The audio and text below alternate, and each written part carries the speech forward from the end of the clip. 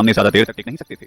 15 minute के अंदर रागा ने अनीता के 6 योद्धाओं की हत्या कर दी थी। वो सभी योद्धा 7वें स्तर के चक्रवर्ती योद्धा थे। 9वें स्तर के कई योद्धा भी बुरी तरह से घायल हो चुके। रागा वाकई शक्तिशाली योद्धा था। उसने कुछ ही देर में युद्ध की स्थिति बदल दी थी। अब अनीता कमजोर दिख रही थी। उसे लग रहा था कि शायद वो हारने वाली है। अनीता ने देखा कि अब उसके पास बचने का कोई उपाय नहीं है, इसलिए उसने युद्ध की रणछोड़ रणनीति को अपनाया और अपने साथी योद्धाओं के साथ काठीकुंड की ओर भाग गई। अनीता और उसके योद्धाओं को भागते देख कनक के साथ योद्धा अपने हाथ में भाला लेकर उसकी ओर भागे। एक योद्धा ने अनीता को चुनौती देते हुए कहा, कायर, नमक हराम, धोखेबाज, तुमने कसाई समुदाय के युवा समूह के युवा तुर्क के साथ विश्वासघात किया है। तुम्हें जीने का कोई अधिकार नहीं है। तुम दुनिया में कहीं भी छिप जाओ, लेकिन आज तुम्हारी मृत्यु सुनिश्चित है। दूसरे योद्धा ने कहा, नमक हराम, अनीता को युवा तुर्क ने सम्मान दिया, लेकिन वो बदले में युवा तुर्क को ही खत्म करने का संकल्प लेकर यहाँ आ गई। उसे गंभीर परिणाम भुगतने होंगे। तीसरे योद्धा ने कहा, गंभीर परिणाम सुनिश्चित है। इसे ऐसी मौत दी जाएगी कि दोबारा कोई कसाई समुदाय के साथ धोखा करने की नहीं सोचेगा। किसी पर आरोप लगाना आसान है। तुम लोग भले यकीन ना करो, लेकिन मैंने कभी भी कसाई समुदाय के साथ धोखा नहीं किया है और ना ही डीके के साथ धोखा किया। मैंने जो किया है उसे विश्वासघात नहीं कहा जाता है। अगर डीके युवा तुर्क हो सकता है तो मैं क्यों नहीं, आप क्यों नहीं? सबको हक है युवा तुर्क बनने का। किसी के बाप की दी हुई विरासत नहीं है। कहते हुए अनीता आगे की ओर भागती रही। हालांकि अनीता भाग तो रही थी, लेकिन इस दौरान अपने विरोधी पर जादुई शक्ति से हमला भी कर रही थी। इसी का परिणाम था कि अनीता 20 से अधिक चक्रवर्ती योद्धाओं की भागने के दौरान ही हत्या कर चुकी थी, लेकिन अनीता खुद भी घायल हो चुकी।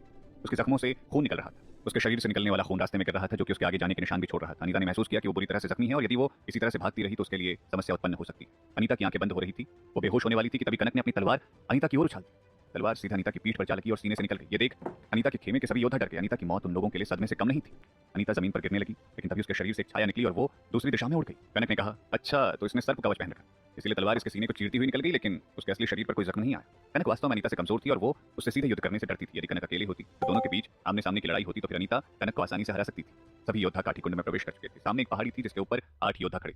उनमें से सबसे कम क्षमता वाला योद्धा भी चौथे स्तर के चक्रवर्ती युद्ध मंडल में प्रवेश कर चुका था। जो नाटों का नेतृत्व कर रहा था वो पशुचारण समुदाय का योद्धा था। उसकी आंखें बड़ी बड़ी थी, चेहरा डरावना लग रहा था। लाली, तुमने चंद्रवंशी समुदाय के योद्धा के साथ मिलकर कसाई समुदाय के लिए मुसीबत खड़ा करने की कोशिश की।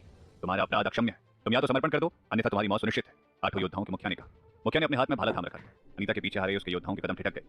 ये यहाँ क्यों आया है? अनीता के साथी योद्धा ने कहा। दूसरे ने कहा, वो 30 साल पहले ही 9वें स्तर का चक्रवर्ती योद्धा बन चुका था। उसकी वर्तमान ताकत उच्च स्तरीय है। अनीता के आगे 8 शक्तिशाली योद्धा, जबकि पीछे कनक और रागा जैसे वीर। अनीता ऐसी परिस्थिति में फंस चुकी थी जहां से उसका बच निकलना लगभग असंभव लग रहा था। लाल महल के एक योद्धा रत्नेश अनीता के पास आए और कहा, महामहिम, स्थिति हमारे विपरीत है, इसलिए बेहतर होगा कि आप यहाँ से चले जाएं, तब तक मैं इन सभी को रोके रखूंगा।